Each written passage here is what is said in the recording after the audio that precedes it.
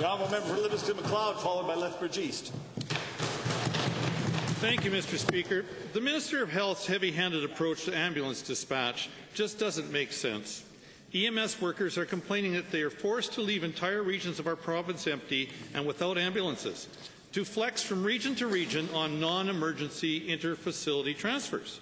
Currently, Calgary has 28 inter-facility transfer units, and EMS workers tell me they often find those units underutilized. To the Minister of Health, enlighten me. Why does Calgary have 28 inter-facility units and rural southern Alberta has none?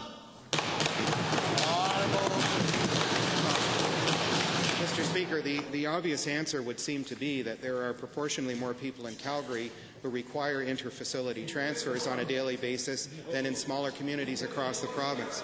Mr. Speaker, the honourable member has asked a number of questions with respect to ground ambulance services in rural Alberta. And if there is a specific issue with respect to a municipality in his constituency, I'd be more than pleased to look into it directly.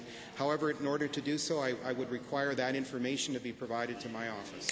Honourable member. Thank you, Mr. Speaker. I will do that.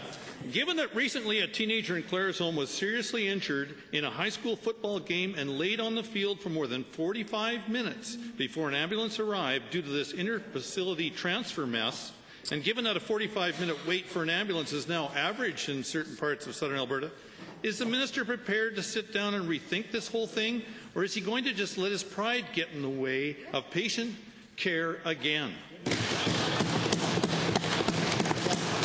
Mr. Speaker, I'd be very interested to support the claim the honourable member made about people waiting an average of 45 minutes in southern Alberta. That does not marry up with any data that I have available to me. But what I will tell this honourable member is that we made a decision as a government several years ago that EMS is in fact part of the healthcare system. Now, as I said earlier, if there are particular issues in a municipality that the honourable member would like me to look into, I'd be pleased to do that. But, Mr. Speaker, make no mistake, the demand for inter-facility transfers is continuing to grow. I have asked Alberta Health Services to look at other options to make sure that units dedicated for that purpose can serve that purpose with emergency vehicles available. Thank you, Mr. Speaker. I look forward to hearing about that.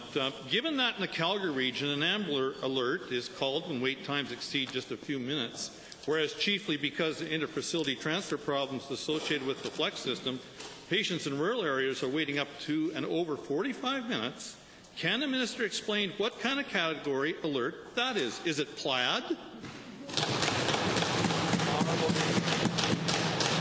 Mr. Speaker, I'm really not sure I even understand the point of that question. And it's not surprising that I don't understand the point, Mr. Speaker, because it's unclear so often. Mr. Speaker, the government is working very hard to keep up with the demand for emergency medical services across the province. That's why we engaged the Health Quality Council to conduct a thorough review of this, an evidence-based review. We've accepted the recommendations some time ago. We began implementing them some time ago, and Mr. Speaker, they will continue to deliver benefits to Albertans in terms of timely service and higher quality of care.